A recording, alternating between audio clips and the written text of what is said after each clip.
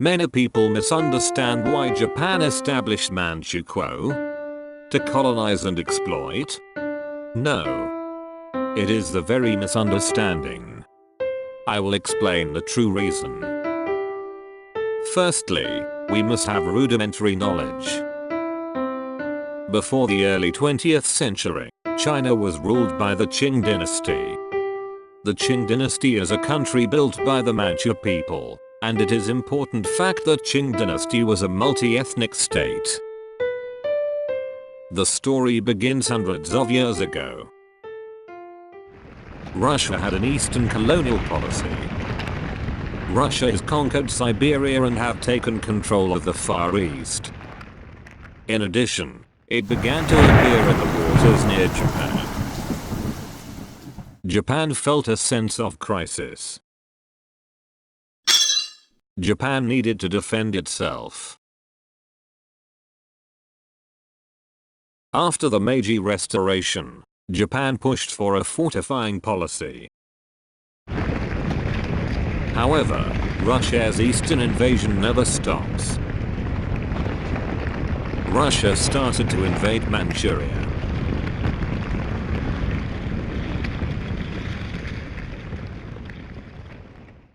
Japan was in imminent danger.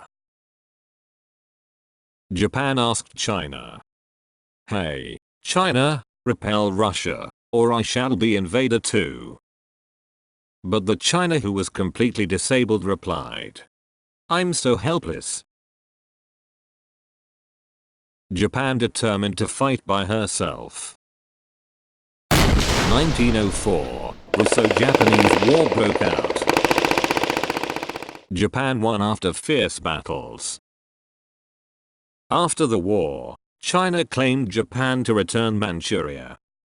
Although paying great cost and sacrifice, Japan, who had no territorial ambition, agreed. Text railway, if not, you would be robbed again. After all, Japan took Manchuria back from Russia to the Qing for almost nothing. Then USA approached. "Hey, Japan, let's share Manchurian railway. I took a trouble to intercede with Russia for you." Japan did not have enough money to run Manchuria. That's why some politicians thought it was a good idea. Opponent appeared there. He said, "Is there a guarantee that the United States will not deprive all Manchuria? USA already occupied Hawaii, Philippines. If Manchuria would be USA's, Japan would be surrounded by USA." He continued this. "Remember that America is an apartheid state. It's not a land of liberty nor democracy for all races." After all, Japan said no. USA's plan went wrong. Thus the United States made Japan a virtual enemy. On the other hand, China's situation was getting worse. Qing is getting lost ruling power. And finally, in 1911, Sun Yat-sen and his revolutionary party rose in rebellion. It was so called the Xinhai Revolution. And then Qing dynasty, who lasted over 200 years, fell. The ethnic group like Mongol, Tibetan, Uyghur thought, "We all served for Qing as vassal states. Now there is no Qing. We have no duty to serve for Han Republic." Then, Mongolia declared independence. Tibet declared independence. East Turkestan declared independence.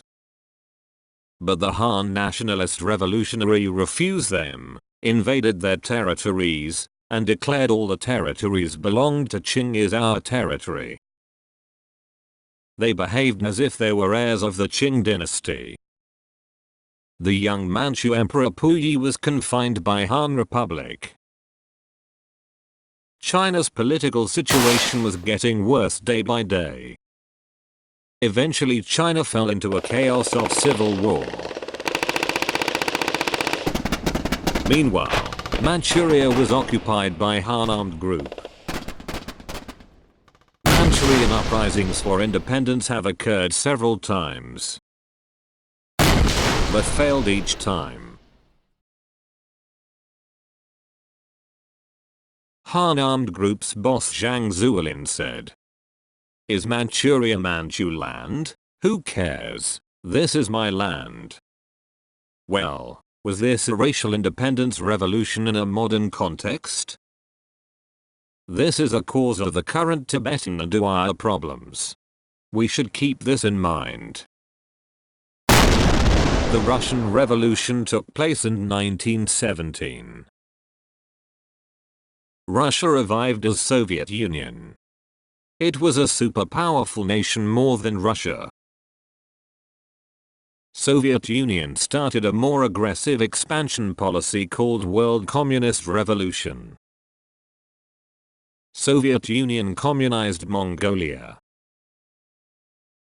Soviet Union was planning to communize all China. Japan was afraid if Manchuria will be communized. If that happens, Japan shall be destroyed by communism. Japan began to doubt if she could trust Han military clique Zhang Zuolin now occupying Manchuria. Zhang Zuolin was sitting on the fence.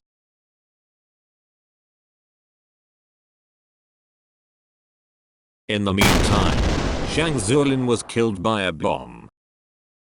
Many people say Japan did it, but in fact, nobody knows who killed him. Japan, Soviet Union, and others, each had motivation to do so. But his son Zhang Zuolin thought Japan did kill his father, and then defined his position against Japan.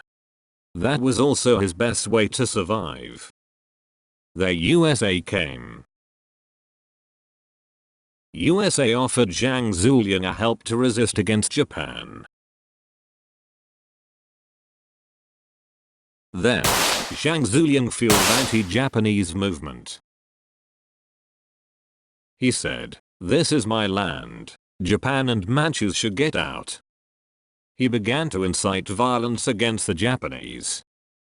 He deprived the Japanese of legitimate rights.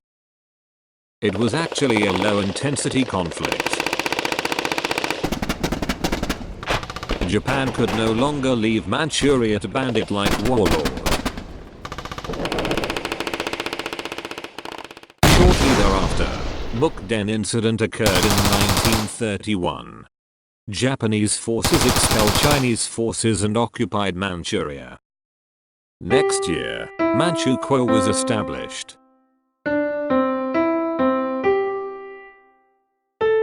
Thus, Japan took Manchuria back from Han Chinese invaders to the Manchu. It was the same case in when Russo-Japanese War. Japan took Manchuria back from Russian invader to the Manchu. The difference was, this time it was Han Chinese invader, not Russian invader.